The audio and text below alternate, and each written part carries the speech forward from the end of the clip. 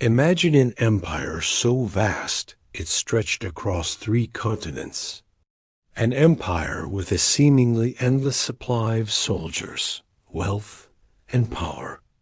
This was the Outnumbered Persian Empire in 490 BCE, the undisputed superpower of the ancient world.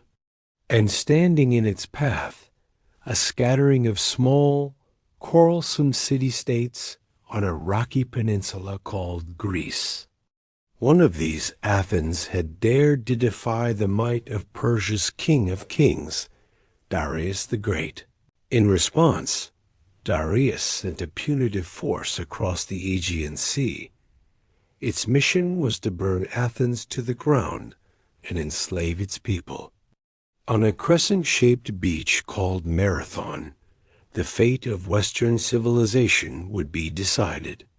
This is the story of how a tiny army of citizen soldiers, against all odds, saved the future. So, why was Persia so angry with Athens? The story begins a few years earlier, with something called the Ionian Revolt. Greek cities in Ionia, on the coast of modern-day Turkey, were subjects of the Persian Empire. Unhappy with Persian rule, they rebelled. Athens, a fellow Greek city and a burgeoning democracy, sent a small fleet of 20 ships to aid them. For the Athenians, it was an act of solidarity. For King Darius, it was an unforgivable insult. After crushing the revolt, Darius's gaze turned to Athens.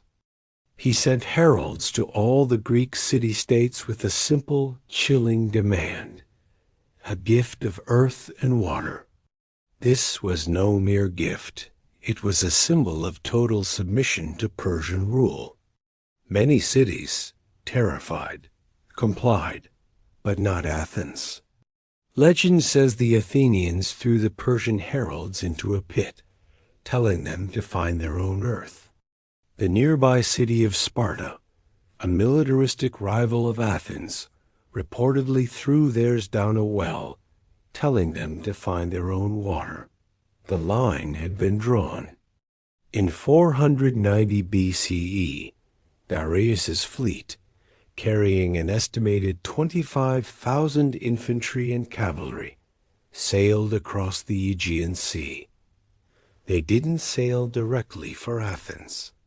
Instead, they landed 26 miles to the northeast at the Bay of Marathon.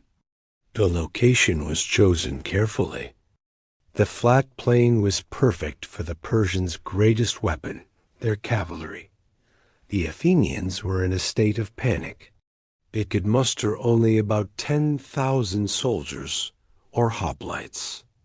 They were outnumbered more than 2 to 1, with no cavalry and very few archers.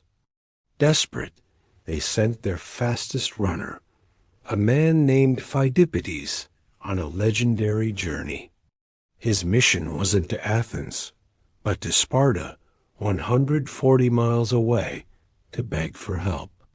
Pheidippides made the incredible run in just 2 days.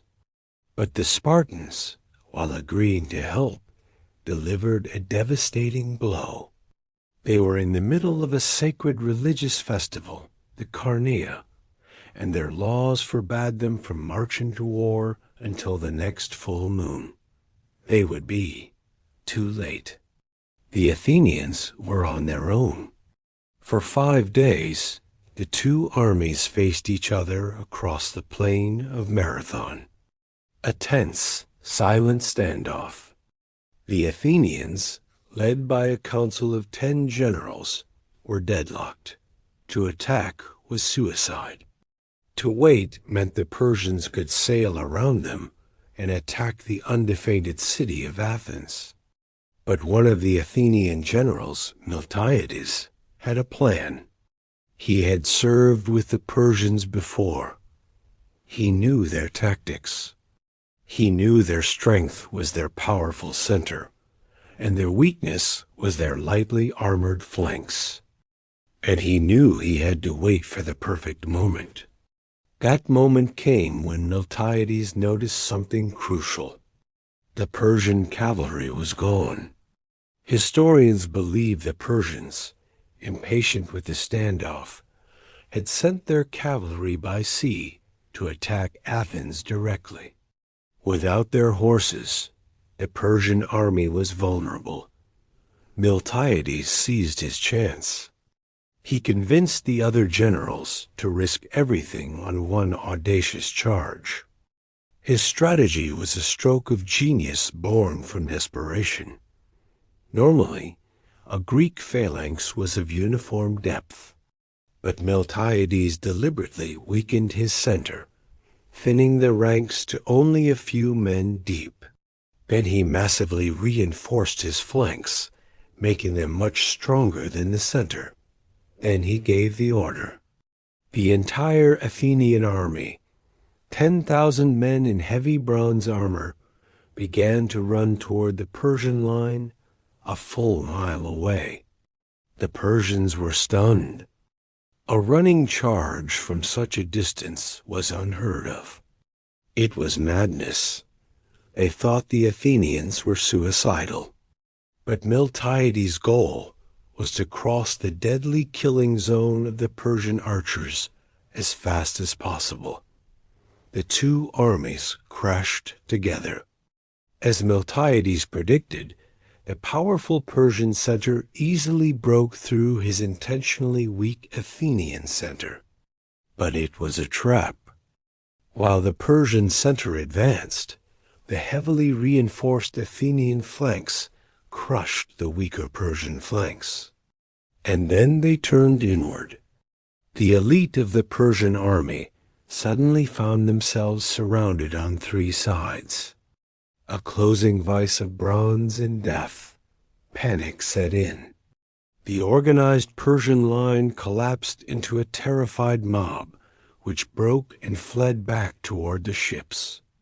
The battle was a stunning, unbelievable victory for Athens. The historian Herodotus records the casualties. 6,400 Persians lay dead on the field. The Athenians lost only 192 men.